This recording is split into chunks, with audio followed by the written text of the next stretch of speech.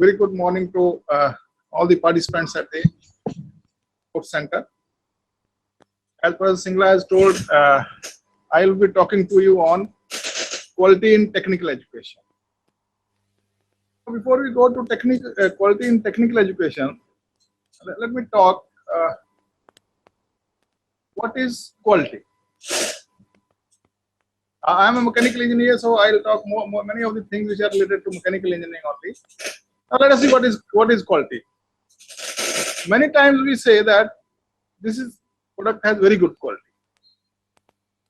and at the same time we say that it is a poor quality product. When you go to market, you buy a product, you say, okay, I will not buy this because it is a poor quality product. Same thing is happening with our institutions now.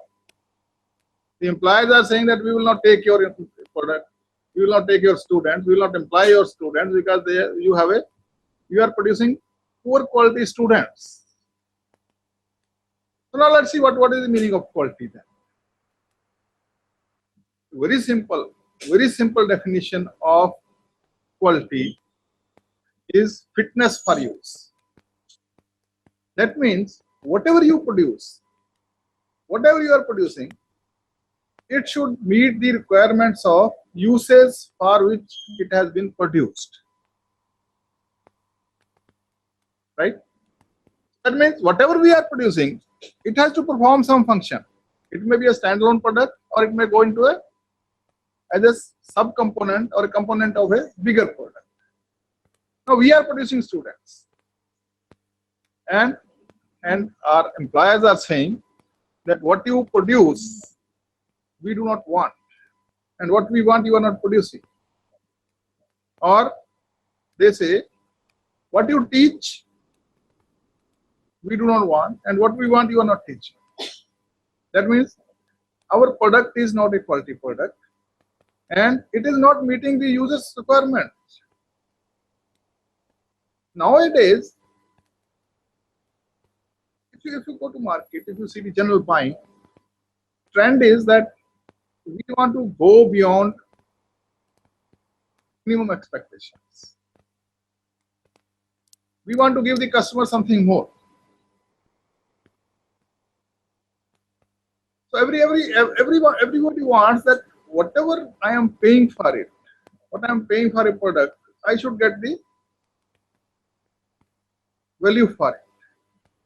So it is a question of value versus price or cost. Whatever cost the customer is paying you, or you are paying to the customer as a shopkeeper, you want a product which has a value for you, and we want that if I am expecting that this product should perform a minimum function like such and such, it should be something more than that. Similar is the case with our product. That he should be able to perform the given job.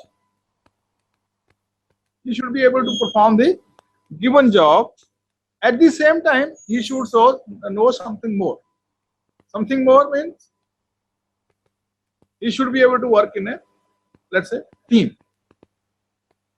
He should have some awareness about the finance.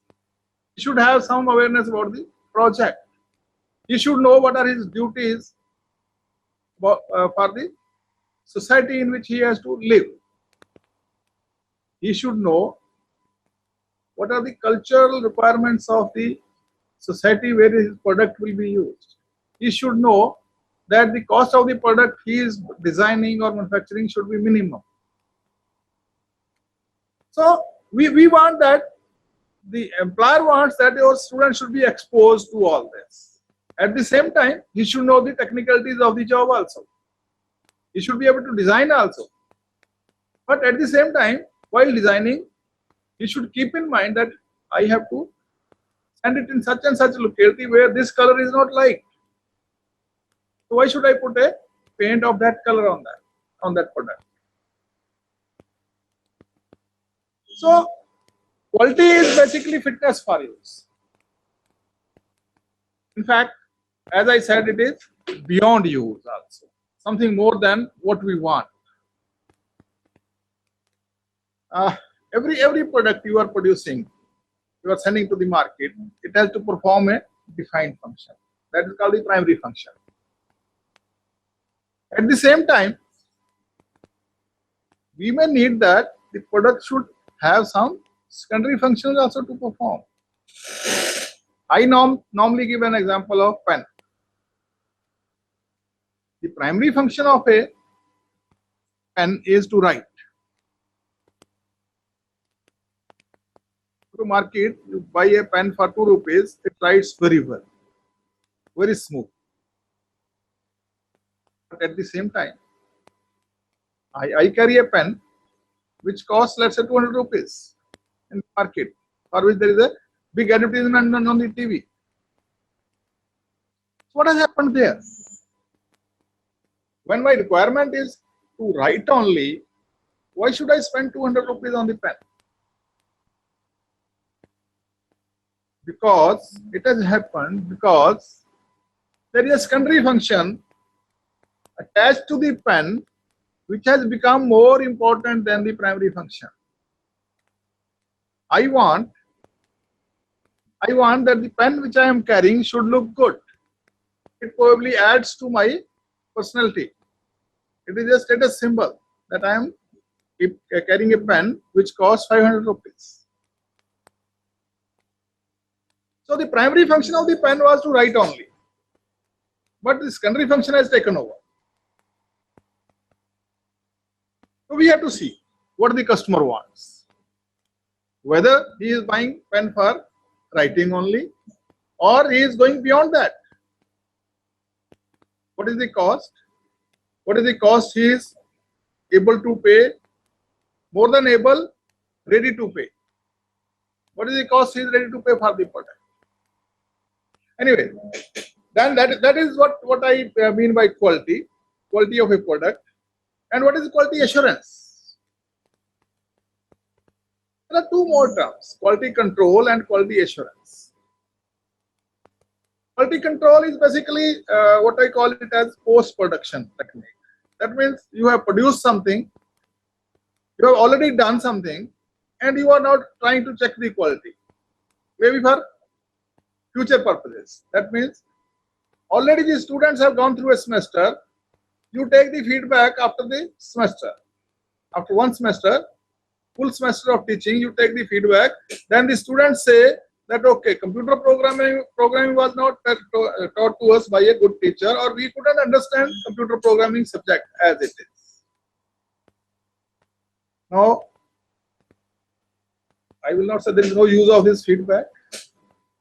There is use of this feedback because you can change things for the next batch.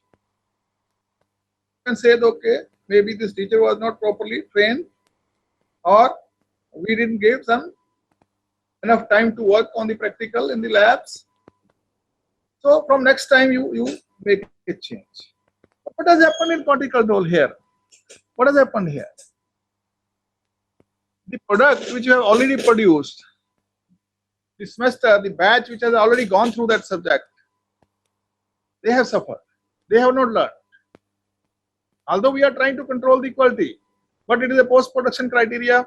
So the damage which has already been done, either you repair it, rework it, that means you again give them extra classes in the subject, or you say okay, this is discarded now. From the next session, next semester, next batch, we will have a good teacher, we will give them more lab classes, we will give them more practical examples so that the quality improves. But there is another term that's called quality assurance. Quality assurance is that you take all the steps necessary to ensure that whatever you are producing will be of good quality. So this is a pre-production. This is a pre-production phenomena where you plan that nothing should go wrong. If something goes wrong in between, we should have the information and we should be able to stop the work and take corrective action. Idea is that you put in place all the processes to ensure that nothing will go wrong. That is quality assurance.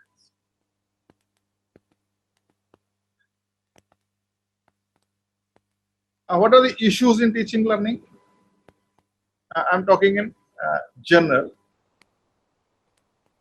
Student intake. For students which are coming to your institutions, their qualification and quantity, how many are coming, how qualified they are, so that you can make the processes depending upon the type of student intake, how much you are doing. Staff means faculty also. Qualification and competency. Are they qualified? Are they competent enough? Teaching processes, teaching learning process is very important aspect. They should be transparent, they should be under some control mechanism. Assessment. Assessment of what? I normally say that if you want to change technical education system, if you want to improve technical education system, change your assessment system. If you change assessment and evaluation, many things will change. There's some fault in the assessment and evaluation system. Of course, we have the system which needs overhaul, and we are working on this. Outcomes, the system which we are following, which we were following, in fact, now we are changing slowly and slowly. That is called input-output based system of teaching learning. What is that? That you ensure only inputs to the system. That you will have quality teachers, you will ensure quality of the students, you will ensure quality of the equipment, you will ensure quality of that the classes are held, you will ensure that practicals are conducted, you will ensure that sessional tests are held. And what do you measure? You measure only the output, like how many students have passed, how many students have passed in first class and second class, or how many students have failed, or how many students have got jobs. We are not actually checking. We are not actually checking what the students have learned. What the students have learned. Now the approach which is now coming everywhere, not in India only, not in technical education only, all over the world, is outcome-based education. Outcome-based education is that we are concerned about what the students will learn, or in fact what the student has learned after going through the program. So we are concerned with that. We are concerned with that. We want to measure. Input-output based system which we used to follow, that was basically teacher-centered. That was basically faculty-centered who was teaching, where the outcome-based system is student-centered. The idea is to do everything possible so that the student learns. The student learns. Student learns what? Student should learn. We should have a predefined outcomes which we want the student should learn. The student should know on what he will be tested. So outcomes are defined before you start offering the program. For that, to ensure that the students will attain the outcomes, what we have to do is, maybe we have to change the curriculum, maybe we have to change the teaching learning process, or we have to change the assessment process, or we may have to change all the three components. That is happening. That is happening now, that we want to change the curriculum so that it is outcome-based curriculum. We want to change the teaching learning process to ensure that the learning will happen, the students will learn, and we want to test the real outcome. So the courses should be up to date and relevant, and facilities should be sufficient. Sufficient infrastructure you should have, sufficient teachers you should have, and up to date. They should be all up to date. Modern equipment, modern infrastructure. Now let me go back to a little bit on Washington Accord. Many of you must be knowing what is Washington Accord, but I'll go through it. What is Washington Accord? Washington Accord is an international accreditation agreement for professional engineering academic degrees. This is only for UG programs. Very clear. This is only for UG programs. It is basically signed. It was signed in 2007, in which the companies, countries. It is not actually between the countries. It is the accrediting bodies of these countries. Like NBA, National Board of Accreditation, is a accrediting this body in our country. So it is accrediting agencies of these countries have signed the agreement in 2007. The idea was that they agreed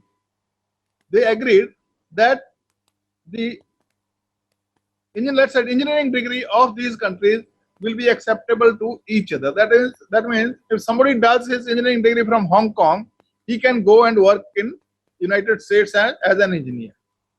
Whereas this was not the case with India. Our engineering graduates were not allowed to work as engineers. But at the same time, if somebody wanted to work as an engineer in Canada, USA, Australia, they said, okay, we will allow you to work as an engineer in our country, but you will have to pass some additional courses. You have to do some project work so that you can be registered as a professional engineer in that country. Whereas somebody going from Hong Kong to Japan or New Zealand or Canada or Australia, he was not asked for this, because they had agreed on the one thing, that okay, all these countries are following the minimum processes to ensure that the required knowledge, skill and attributes will be attained, will be developed in the students passing out of the engineering degree programs of those countries. India was not a member till 2014. So, recognizes that there is a substantial equivalency of programs accredited by these signatories. Graduates of accredited programs in any of these signatory countries are recognized by the other signatory country as having met the academic requirements for entry to the practice of engineering. That is what I was talking just now. We, India, along with Sri Lanka, we became permanent signatories. Those countries which started, they are called permanent signatories. And there are some provisional members also, provisional signatories also. So up to 2014, June 2014, it is 13th June 2014. Up till that, we were a provisional signatory to this.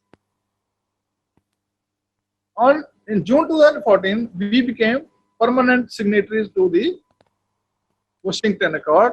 That implies that all those 17, 18, 20 countries who are members of the Washington Accord, if a student from that institution which is accredited by National Board of Accreditation, he goes there, he will be allowed to work as an engineer. He will not have to study further to work as an engineer there. Of course, if their own engineers are renewing their engineering license every year, then our people will also have to do it. So before that, we were provisional members. There are still provisional members who have the potential to become permanent signatories of the Washington Accord. So there is a string. There is a string attached to it. What NBA did, they have divided the institutions into two categories. I am talking about engineering institutions only. One is, they call it as Tier 1 and Tier 2 institutions. Tier 1 institutions are those who have control over their curriculum design and review. That means the institutions which are deemed universities. These are part of the universities. The institutions which are autonomous colleges, they are the tier 1 institutions. The other institutions which are affiliated to some universities, those who have to follow the curriculum given to them by a affiliating university, they are not covered under this. That means there are two categories, tier 1 category and tier 2 category. So the string which is attached to our becoming member of the Washington Accord is that only students passing out from tier 1 institutions will be accepted abroad in those countries as having passed through a process which ensures minimum attainment of skills in the program. So tier 2 institutions still have to maybe it may come afterwards. Now let's let's come to quality of technical education, quality assurance in technical education. What is that? When we talk of quality in mechanical engineering, in manufacturing engineering, we talk of quality at 3 stages. These 3 stages are quality of design, quality of conformance to design, and quality of performance. Let me talk in terms of mechanical components first. Quality of design is how well the component has been designed, how well the factors affecting the component or the performance of the component or the requirements of the design have been taken care of. How well it has been designed. You have designed the component. Quality of conformance to design. Quality of conformance to design means how well our design, which was designed earlier, how well it has been produced, how well it matches the design requirements, how well it meets the design requirements of the component. Third aspect is quality of performance. We have designed the component, we have designed it well, we have manufactured it well, and how does it perform in the market? Does it perform the desired function or not? So we have to see. That is called quality of performance, actual performance. So quality of design, quality of conformance to design, quality of performance. Now if I apply this to our teaching our institution, technical institution, what I say is, under quality of design, we say how well the program has been designed. Have we followed some standard practice, procedure? Or we have just started the program. We have just started the program because in other institutions there was a lot of admissions in mechanical engineering. So we will also start mechanical engineering. Or did we see? Did we had a long-term view? How long these admissions will go on? What is the requirement of the students? What are the students required to do after going through this your program? Did we see that? I'll cover it in more details. Quality of conformance to design. What I say here is that how well we have designed a curriculum. Let's say we have met all the requirements of design and we have a good design. Now, how well we are implementing that design. I have gone to many institutions. There are tutorials in the, let's say, curriculum design. The design people have put tutorial classes in the scheme of examination or study scheme. But the institutions are not implementing it. They say if we go for tutorials, one is that we have to divide the class of 60 students into 3 groups, each of 20 each of 20 persons. That means we need 3 rooms for the students to sit, and we need 3 teachers to attend to that class. That means there is a demand for more and more resources, human resources as well as infrastructure resources. What people say? I said, what are you doing then? They said, we are converted into a lecture. The basic concept, basic idea behind having tutorials has been killed. Because the idea of having tutorial was so that the teacher can address to the requirements of the individuals in smaller groups. But you are converting it into a lecture class. Similarly, there was a requirement of a particular experiment to be performed.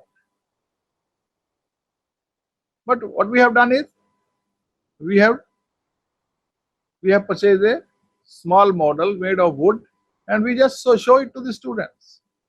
Let's say I am from mechanical engineering. We wanted that students should perform an experiment on the steam boiler or an IC engine. But what we have done is, we do not have an IC engine experimental setup but probably we have purchased a dummy model which we will show it to the students.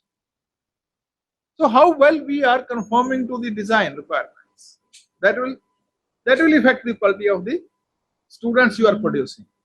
How well you are conducting the experimental classes, how well you are conducting the theory classes, what is the environment in the theory classes. I'll come to it again. So this is quality of conformance to design. Next is the quality of performance. So we all know how your students perform immediately after passing out the program, immediately after the semester in a particular course, immediately after passing out the program, or after 3-4 years of program passing out. Where are they placed? What is their rise in their professional career? So that is the quality of performance. If we will try to focus on these aspects, quality of design, quality of conformance to design, and quality of performance, I'm sure we will end up with having a good product.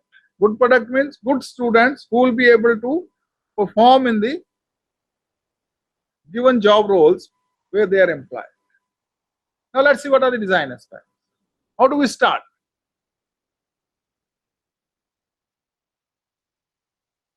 Now, there's one important aspect in NBA accreditation.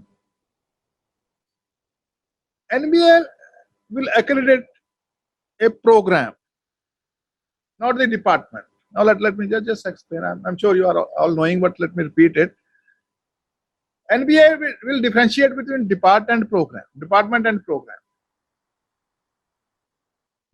is, let's say, Department of Computer Sciences. It offers 2 UG programs, UG in Computer Science and UG in Information Technology. Now when they come for accreditation, they do not say that we are going to accredit Computer Science department. No. Accreditation is for a particular program, either for UG Computer Science or for UG IT. Or for example, let's say Computer Science department is offering UG and PG both in Computer Science. So whatever program you want to offer for accreditation, NBA will accredit that only. So for NBA, from NBA purposes, department and program are different. And for any other purpose also, if you are offering more than one program, if you are offering only one program in a particular department, maybe department and program may be meaning the same thing. Now when you want to start a new program, the first thing we should have is, why do we want to start the program? Why do we want to start the program?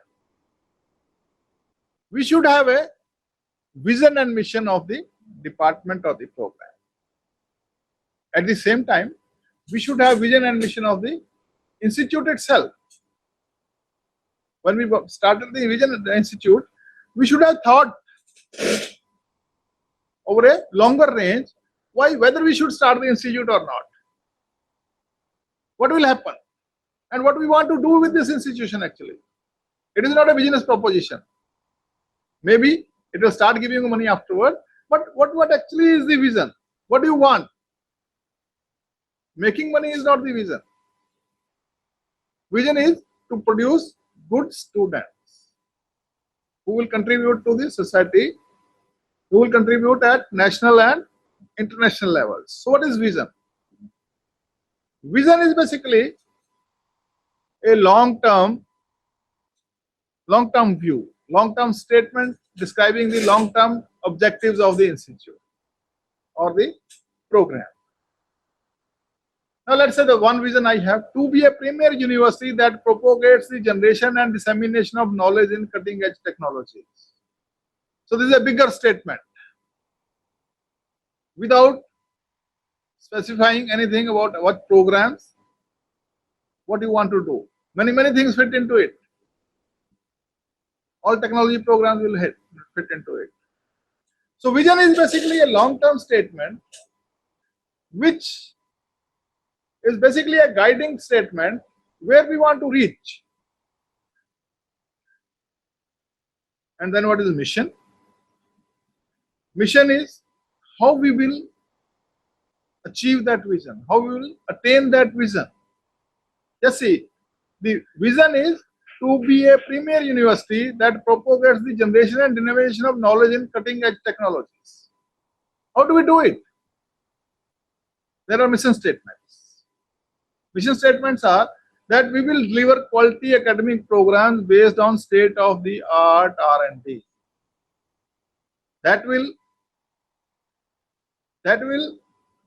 support us in attaining the vision which says generation and dissemination of knowledge in cutting-edge technology. Unless you have state-of-the-art quality academic programs based on the state-of-the-art R&D, how do we achieve our vision? To attract and nurture quality minds who will contribute towards the global knowledge economy. So we will achieve the vision through these steps which are stated under mission. To inculcate a strong research culture within a dynamic, efficient and effective team of academic and sports staff. To be financially self-sustaining via education and the commercialization of R&D products and services. That means we do not want to be, the university doesn't want to be dependent on anybody for financial resources. They say education fee will get, but we will commercialize the R&D products and our services so that we get enough resources, so that we have enough funds to run the university. Now under the university, there is a Faculty of Engineering and Technology, which is basically a combination of all engineering programs. What is their vision? To be a competitive engineering faculty that innovates learning and research as well as supports the production of versatile graduates in facing the challenges of globalization. Again, a broad statement. This is the vision of the Faculty of Engineering and Technology of some university. It is not my statement, I have copied it from somewhere. So how do we achieve this vision? We will achieve this vision through mission statements. To produce competent engineers who will drive and support the economy of the country. We will produce that type of engineers who will drive and support the economy of the country. Now, how do we do this? That will be further discussed. To function as a leading faculty for R&D activities, how do we do this? Again, we have to think. We should have the resources, we should have the manpower, we should facilitate the working of the people to serve as a catalyst for ideas, resources of ICT. Mission statements are there. which will help you to achieve vision of the Faculty of Engineering and Technology. Maybe from what they have done. They have drawn this vision and mission of the Faculty of Engineering and Technology from the vision and mission of the university, which is a bigger body. Now, from vision and mission of Faculty of Engineering and Technology, the individual departments will drive their vision and mission. Department of Mechanical Engineering will divide, let's say, Department of Mechanical Engineering or School of Mechanical Engineering, whatever they have, you have your vision and mission. Maybe drawn from this vision and mission of the university and the engineering and technology faculty, but more related to mechanical engineering now. And how to achieve it, more related to mechanical engineering mission also. Now, before you start the program, you should have vision and mission of the program or the department, and you should have something called program educational objectives. Program educational objectives are basically a little long-term aspect, where you say what your students will be able to do, or where your students will be, at what level they will be they will be performing after passing your program, maybe 3-4 years after passing your program. It is not immediate. So what the program is preparing the graduates for their career and professional accomplishments. It should be published consistent with institutional mission. It should not be that we have something in the mission and vision are giving some other direction and your PEOs are going in other direction. I want to produce only teachers. I want that my students should be teachers. I have written somewhere in my vision and mission. But PEO says my students will work, let's say, in shop floor. Or they will be very good R&D engineers. Consistent with the institutional mission, it says we should have evidence for this. That means we should be able to map. We should be able to map the PEOs with the mission and vision of the program or the department. Program objectives, mission and vision, they should all be framed by the involvement of all the constituents, or what we call as stakeholders. Who are the stakeholders of the program? Stakeholders of the program are students whose life will depend on what they are studying, parents who are paying for them, and their students' future affects the future of the parents also. Teachers who are involved in teaching, who are getting salaries because students are there. Employers who have to employ those graduates of your institute. Society as a whole is a stakeholder. Your alumni is a stakeholder. Your department or your institute management is a stakeholder. So we should try to involve all the stakeholders in defining the vision, mission, PEOs, and what another term will come, program outcomes.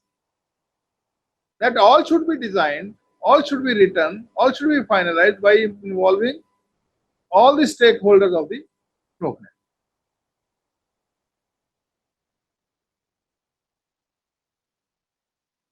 Another term is, we call it as PO, program outcomes. What are the program outcomes? What the students are expected to know and be able to perform or attain by the time of graduation, immediately after the graduation.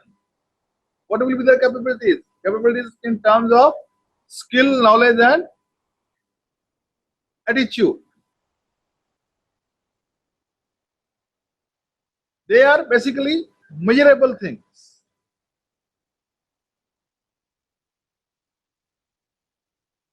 How will you We have to tell the student that you will be tested on such and such things. Only then you will be called a graduate engineer.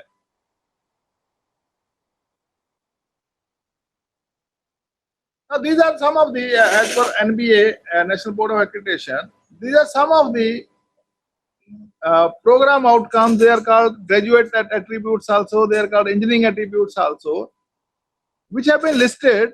Every engineer should know. This is why I am discussing this, that if you know this, it will improve the quality of the curriculum you will design. Because from this, you can draw the subjects which need to be taught. You can decide what theory, what practical you should include in the, what type of tasks you should include in the curriculum. So what are the GAs, graduate attributes? What are the program outcomes? These students, these are not discipline specific, these are not program specific, these are actually general graduate outcomes, program outcomes, which every student, every passing out engineer should have. He should have engineering knowledge. What it means? It should be able to apply knowledge of mathematics, science, fundamentals of engineering, and an engineering specialization. That means it is not engineering specialization specific. Wherever you are studying, you should be able to apply that engineering specialization to the solution of complex engineering problems. I take you back here. Why do we need engineers in this society? All the participants, they just have a look around you. Why do we need engineers? Just have a look around you. I am looking around me. The very fact that I am able to talk to you, you are able to listen to me, you can talk back to me. It is engineering creation. The chair on which you are sitting, the laptop I am using, the pen I am using, the watch I am having, that's all our engineering creations. Look at your house. The day you wake up in the morning to the time you sleep, everything is basically engineering. These are all the creations of engineering. So engineering is a profession.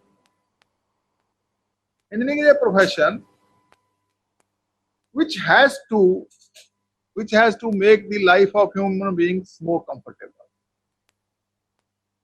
We have to make the life of human beings comfortable.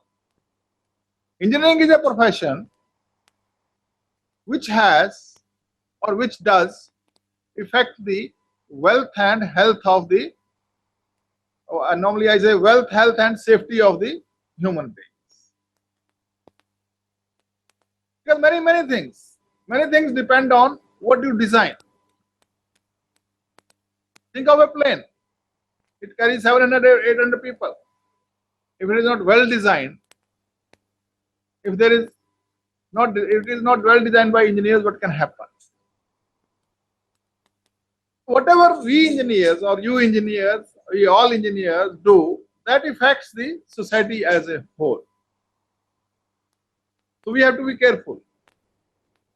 Whatever we are doing, whatever work you are doing, whatever job you are doing, we have to think what effect it can have on the society as a whole. We have to see that. So the first program outcome or graduate attribute is that he should be able to apply the knowledge of mathematics, basic sciences, fundamentals of engineering, and one engineering specialization to the solution of complex engineering problems. It may be giving new solutions, or it may be improving upon the existing solutions, or it may be giving new products to the society. Look around yourself. There are many new things which probably were not required at that time, but These were discovered, these were designed and developed, and people started using it, and people are not so much of dependent on them that they cannot think of living without, let's say, computer, a mobile, a watch, a car, and engineers are day by day improving the systems. The second attribute, second program outcome is problem analysis.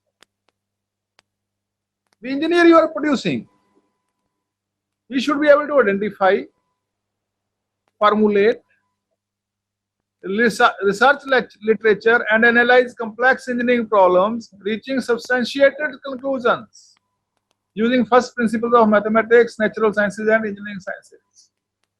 That means whatever solution you are giving, first you should be able to convert any requirement, any problem into engineering aspects, engineering problem, because only then you can give a solution.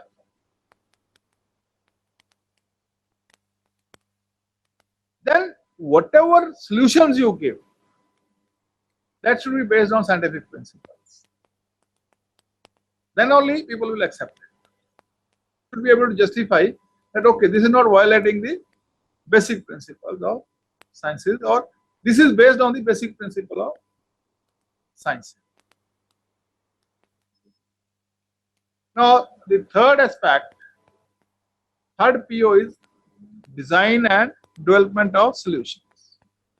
Engineers we are producing, they should be able to design solutions for complex engineering problems and design system components or processes that meet specified needs with appropriate consideration for public health and safety, culture, social and environmental consideration. That is what I said. You have analyzed the problem. You have come to a conclusion that, okay, we will give a solution. And you should have a solution which meets the specified needs. First thing, that it should meet the specified needs. Maybe it goes beyond that. Somebody made a mobile phone. It was basically meant that you should be able to receive a call and make a call. But it has gone beyond that. To me, it looks that making a call and receiving a call has become secondary now. Mobile phone is now has any other purposes for which is being used. It has replaced watch. Many people have stopped wearing watch because they have a mobile. You don't need to carry a laptop with you. It works as a computer. It receives your emails. It sends emails. You can make calculations. It has a calculator inside it. Many things. You can talk to people. You have GPS. You don't have to remember where to go. You just tell your mobile that I want to go this place, and it will guide you. Anyway, my friend is sitting with me. He says radio also it has replaced. Agreed. You don't have to carry a pen drive. You can put all your data into it, and you can interface it with the projector directly. So we have to give new solutions. You have to design it should meet the requirement, but at the same time, we have to be very aware that should not harm the environment. It should not affect the public health. Some people say that the radiations, the waves which are coming from the mobile, they are harmful to your health. I don't know how far it is true, but there is a lot of hue and cry about this. That means we have not thought about it. If it is true that it is harming the health of the human beings, that means that health and safety factor has not been kept into mind. We have not taken this engineering aspect into consideration. Cultural aspect. There may be some cultural restrictions somewhere. Whatever you are producing, that should not hurt the cultural feeling of the society. That should not violate the cultural requirements of the society. Societal needs, as it is, it should Because once you are an engineer, you will not work in isolation. You have to work in the society and for the society. Whatever you are producing, it is for the society. Somebody has to use it. So what the society wants, what I should take care of, what aspects, that I have to see as an engineer. Next is conduct investigations. Investigations of what? This is another program outcome which every engineer should be able to do. Conduct investigations of complex problems using research-based knowledge and research methods, including design of experiments, analysis and interpretation of data, and synthesis of information to provide valid conclusions. Something has happened. The engineers you are producing, they should be able to investigate. Some problems are there.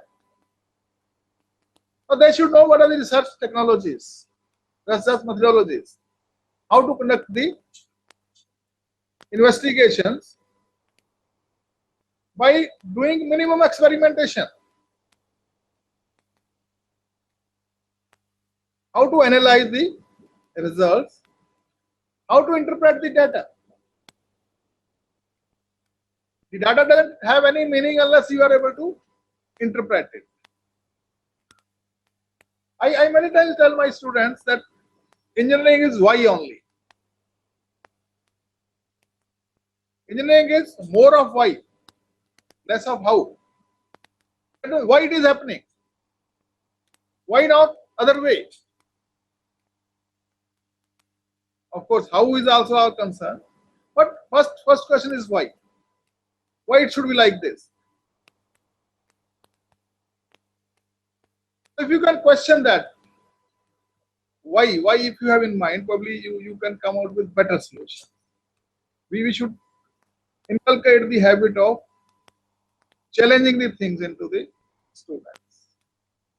Many times students make projects, they do welding of 2 plates, and they say, okay, I have made a jig or a fixture.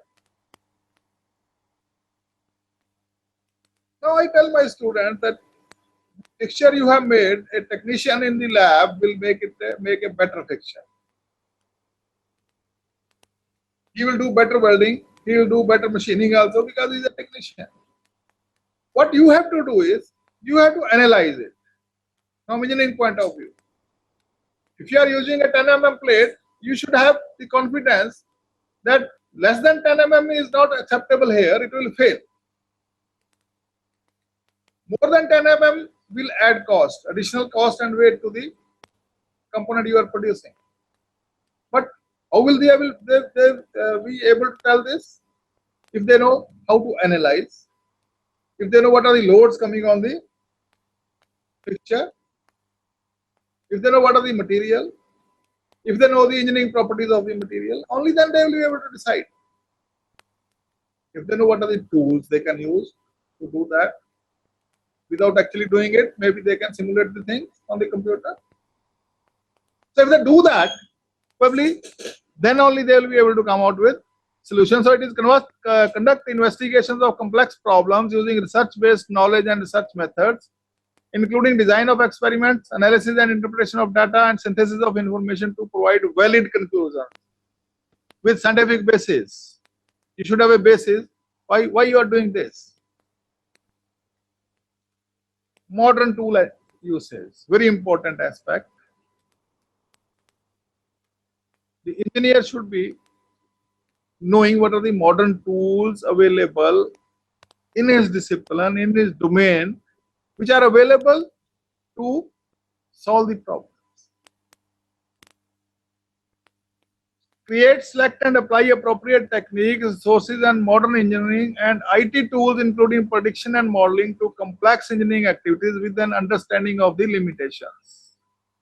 Last line I want to emphasize, with an understanding of the limitations. We want to do everything by simulation. We want to solve everything by mathematical modeling. But we should do it because without actually creating the facility, you are able to know the result, what will happen. But at the same time, I should know what are the compromises we have done in this. Are we able to actually model a phenomena mathematically? Or what are the difficulties? What are the limitations of the mathematical modeling? Many times it will not be possible to exactly model the process in a mathematical form. So you make some assumptions. No harm in making the assumptions. But at the same time, I should be knowing what I have done. The student should know what I have done, where I have made the compromise. Engineer and society. Apply reasoning informed by contextual knowledge to assess societal health, safety, legal and cultural issues, and the consequent responsibilities relevant to professional engineering practice. You should know all this. What are the cultural issues? What are the legal aspects? What is health and safety issues? And what your work as an engineer is going to do in this environment. How does it affect? How does your work as an engineer, what you are doing, affect all the, how does it interface with the society, health, safety, legal and cultural aspects? Otherwise, you might do something which is not legally allowed. You may produce something which society doesn't accept.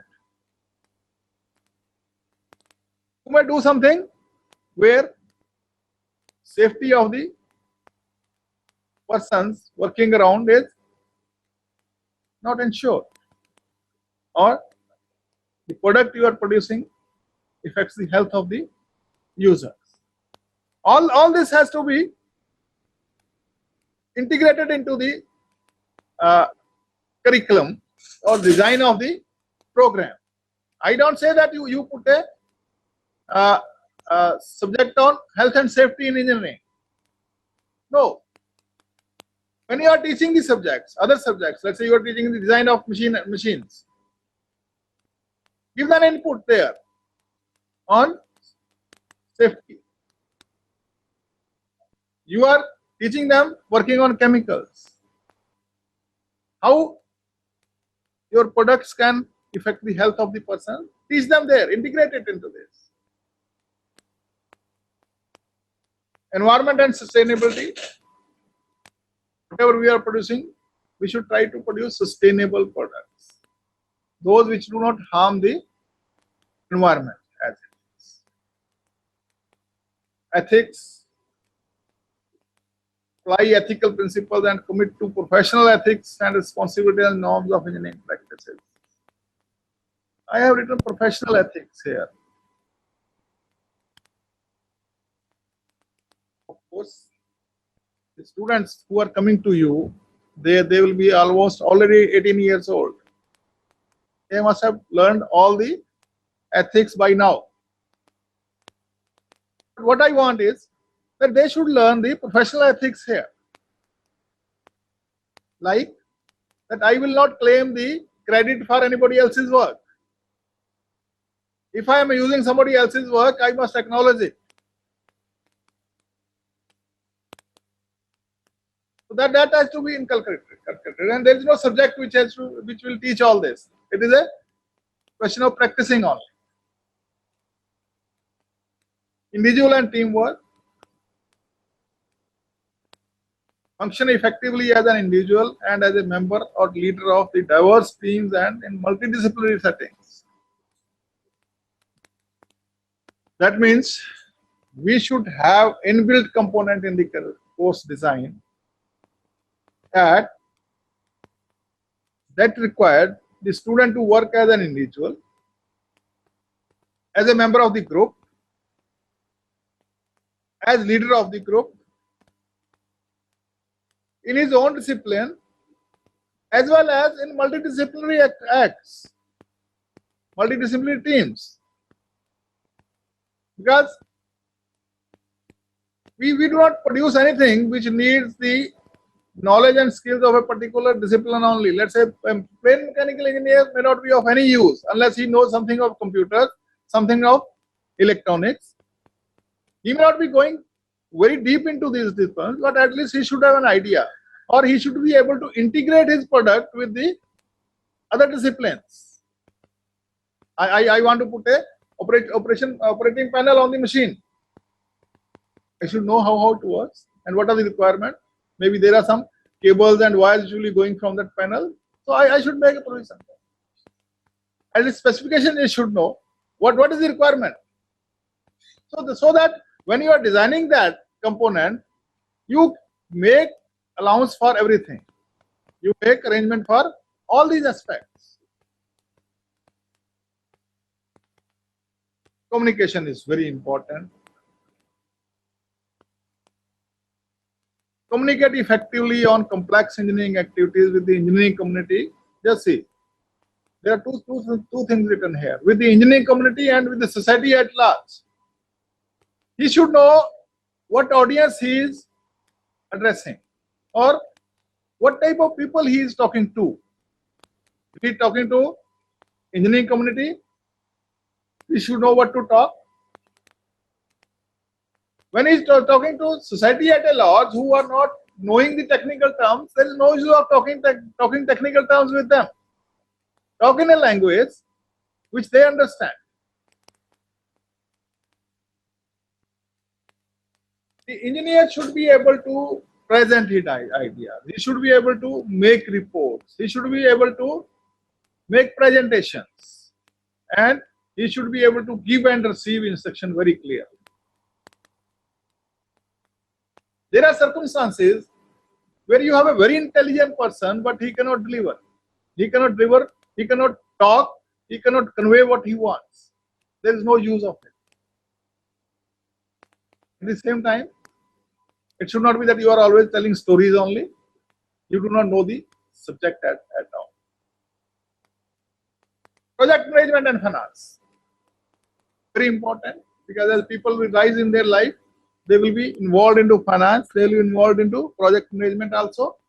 So the student have to be introduced into the project management principles, and they should be able to apply all these principles. They should be able to do the cost benefit analysis of whatever they are doing. Lifelong learning.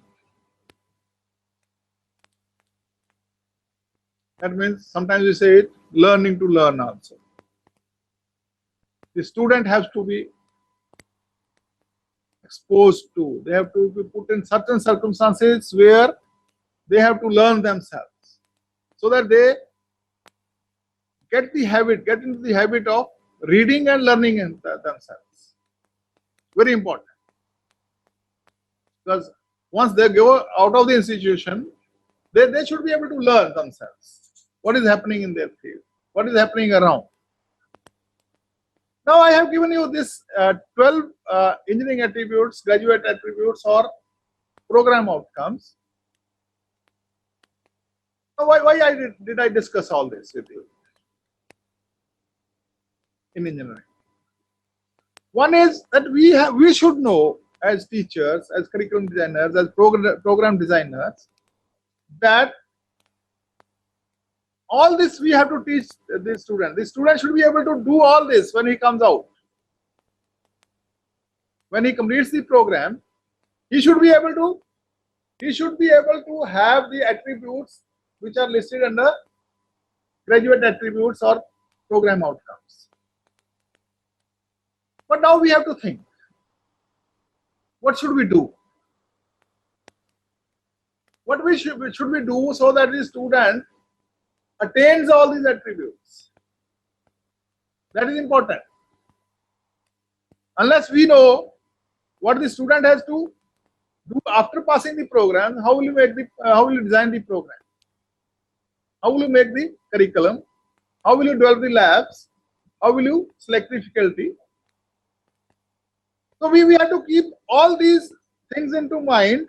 And I am not saying that everything will be taught in theory, or you should have a subject for everything. We have to have a structure where everything is learned by the students. Now for teamwork, you don't have a subject. What you have is, you can give them team projects, group assignments, some functions to be organized, cultural functions, technical functions, where they will learn. Sports function. So whatever I have talked, it is not that we will teach them everything. We will have a listed thing. But the only thing is, we have in mind that the curriculum structure, the program structure will be such that everything is basically learned. They are exposed to all these things, whatever I have talked. Once we have written the POs, program outcomes, the student should also be told that, okay, they will be tested on this. It is not only 5 questions out of 8 that you have to do. No, we have to see your leadership qualities. We have to see your problem solving qualities.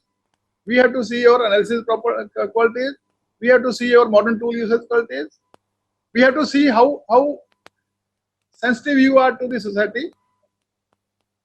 So the student knows and student prepares accordingly.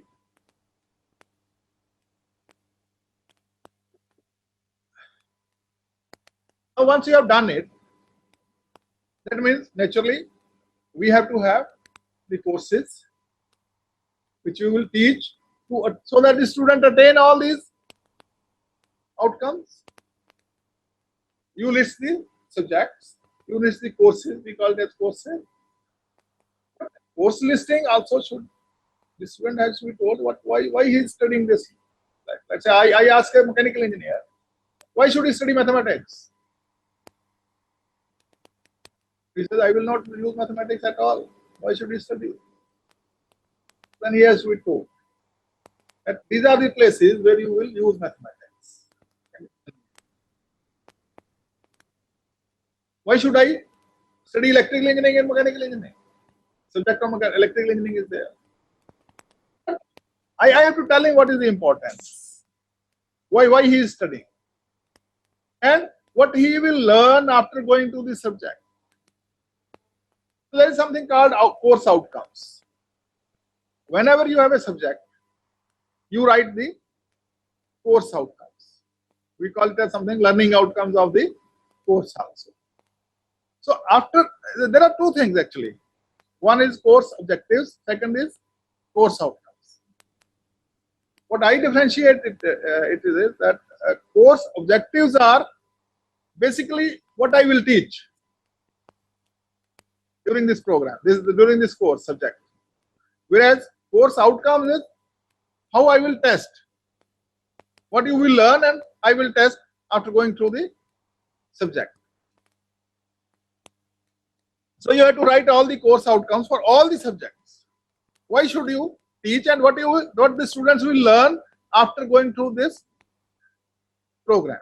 So the program outcomes and course outcomes both should be testable. You should be able to test them. So course outcomes that are expected from a certain subject, and these are assessed and evaluated through various measurement tools. POs, program outcomes, are also measured and evaluated. Course outcomes are also measured and evaluated. Program outcomes will be evaluated at the end of the program, that means after 4 years of degree program, whereas course outcomes will be evaluated at the end of the semester or through continuous evaluation during the semester. Now, the course outcomes will help in achieving the program outcomes. Right? That we have to see. That there is no program, there is no course which doesn't contribute to any of the program outcomes. That means, idea is that to ensure quality of the program, to ensure that the students will attain the outcomes, what we have to do is, we have to put all the courses intentionally, by design, not by accident, not because I know it, not because I have a faculty member who knows it, so I will put that subject. No. How does it relate to the program outcomes which we have planned? I went to a college I saw that in mechanical engineering there are subjects on thermal side, more subjects on thermal side. I asked them that okay, there are 4 areas in mechanical engineering: design, manufacturing, thermal, and management. But your program is, that was autonomous college. That means they had control over their curriculum. So they said we have more teachers in thermal engineering. So that should not be the case. You should say, or you should see what is the requirement of the program, not what we have, because that dilutes the quality of the program. So once you have written the program outcomes and course outcome, that means you have designed the curriculum. You have designed the program. I will not say curriculum. You have designed the program as a whole. If you follow these steps, probably we will be able to ensure the quality of design. As if you remember, I talked about 3 aspects: quality of design, quality of conformance to design, and quality of performance. So if you follow this, these steps which I have covered, probably the quality will be ensured in the design stage. Now implementation stage. Now what is the implementation stage? We have a document which ensures, which says that this should be taught. This should be how we will teach. We will give you a schedule. We will give you a booklet which gives all the aspects to be taught, which writes all the program outcomes, which writes all the course outcomes. It relates also which course outcome will contribute to which program outcome, and which program out will contribute to which PEO, program educational objectives. It has to be mapped actually. Now, but you have done everything. The document is ready. Unless you have an implementation plan, you cannot achieve anything. As I said, in our system, in outcome-based system, we say that you change whatever you want. You change the curriculum, program design itself. Sorry. You change the teaching learning process. You change the assessment methods. The idea is that the student should learn. Student should learn. That is the idea. You change whatever you want. There are implementation aspects. First is okay. There is no sequence in this because this was available with me, so I wrote it first. We should have the faculty expertise with what we want to teach. This is a serious thing which we do not have in our engineering colleges. I have seen that in many colleges, earlier also I gave an example, that many faculty members will be from a particular specialization only. One of the colleges I went, I saw that all the MTech teachers with MTech degree or PhD, they are in manufacturing only. Now that happened because there are some senior teachers who had worked in manufacturing. They were PhD in manufacturing, so they were guiding them in their program. And then the programs were started. They started programs also in manufacturing area. Okay, if you have a program in manufacturing area, you have a faculty with manufacturing expertise, acceptable. But in your BTech program, you need a balance of all the 3-4 areas in mechanical engineering. What do? You should have expertise in all areas. You should be able to map. I give you a very crude example. Let's say you have a subject on mathematics in your curriculum. and you do not have a teacher with mathematics background or with mathematics degree, how do you think our objectives will be met, our outcome will be attained? So we need to map the resources. We need to map the resources with the requirements of the program. We need to map physical resources as well as human resources. We need to map the laboratories. We need to map the faculty. We need to map the classrooms required. We need to have tutorial rooms. We probably need to have seminar rooms for giving seminars. We need to have computing facilities. We need to have library available. So we need to map the resources. What are the requirements of the program? If we do not have something, we should note it down and improve it. But that will help only, that will come only when you do the exercise of mapping. When you look back, what do we have? Or when we are designing the program, we try to create what we need for meeting, for attaining the program outcomes. Okay, too small. Teaching learning process. No, it is not only chalk and board now. The teacher will come, and that too with the book in his hand. That should not be happening. You have now modern approach. You cannot be actually teaching all things. You should be able to teach tell the students what is available, how they should go about. These are some these are not the standard aspects of teaching learning. This is just I sat and wrote down, which we try to follow. Seminars. Now, one is that they should learn the core subject as a whole. When you tell them to give the seminar, you are trying to teach them many things actually here. What are we trying to teach them?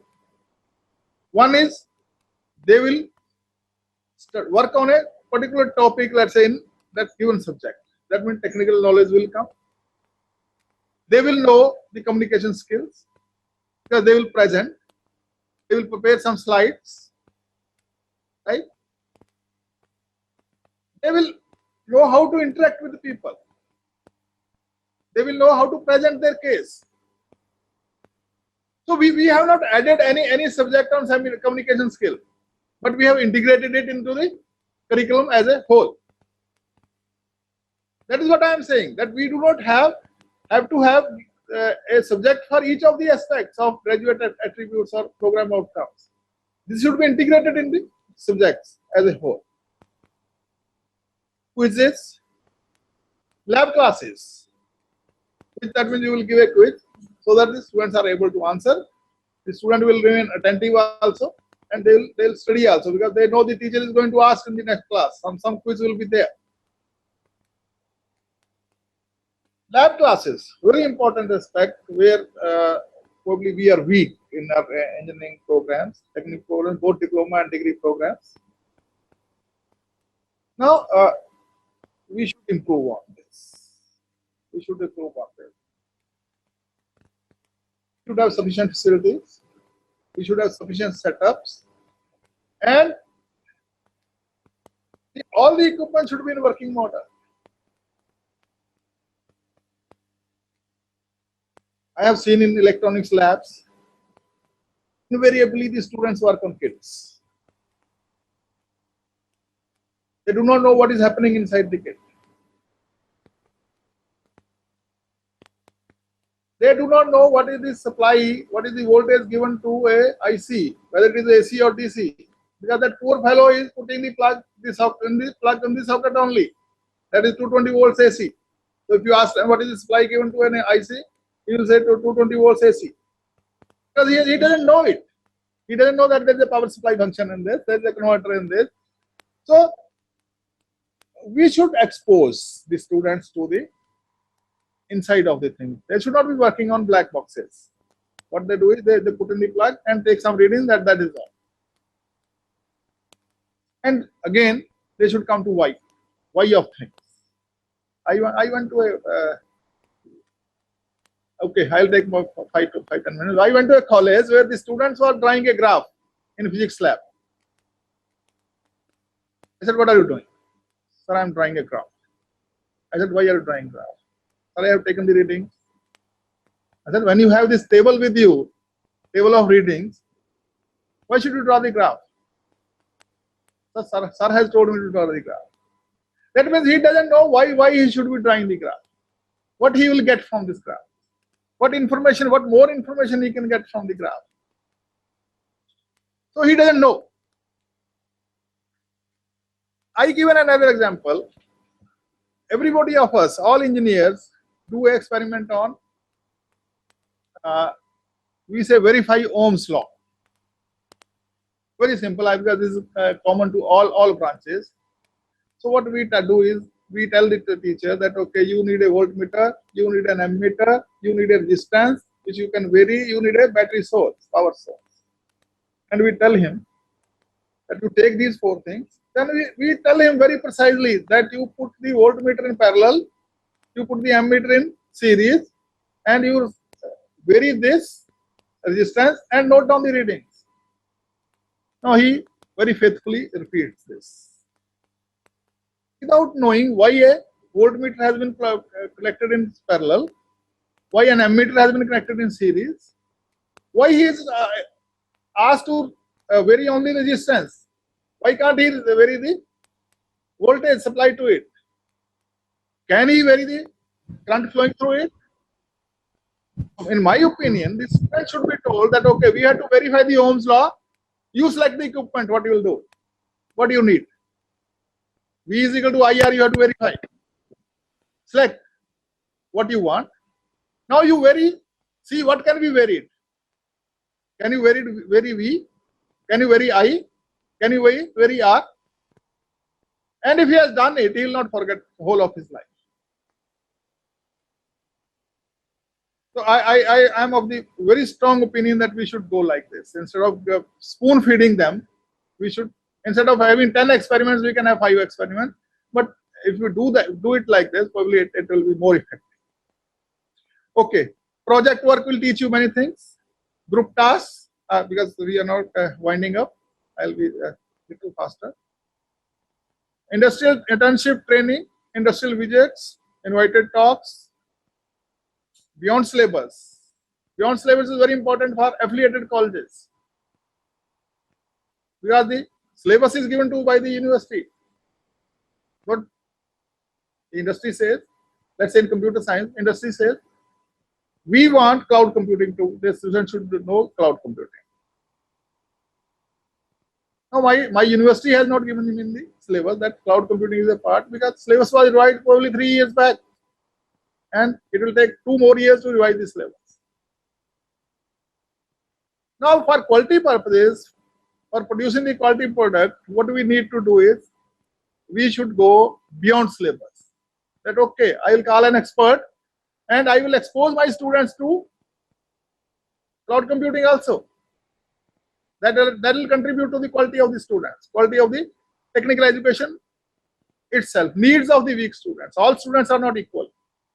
So we should be able to identify who are the weak students and what they need to be, what needs to be done, so that they are also coming to the equal level. Many of the colleges where we go, they say, "Sir, हमारी तो input ही ऐसी है. The students we are getting are very weak." I say, okay, this is no excuse. Once you have taken them into the engineering college, make them engineers. Either you should say, I will not take below 60% marks in plus 2, I will not take. But that also we don't want to do, because that affects the revenue of the institution. So we have to do something, because quality, we have to see about all the students, not only few students who are sharp. Extracurricular activities are very important, as important as teaching them technical things. So involve them, involve the students into extracurricular activities. We have discussed. They will learn many things into this. They will contribute to the quality of the students passing out. okay, there are and this students are not passive listeners only. They have to be active. More active role by the students, and more active role by the teachers. So these are the what I call it as implementation aspects. Now it is the assessment and evaluation aspect.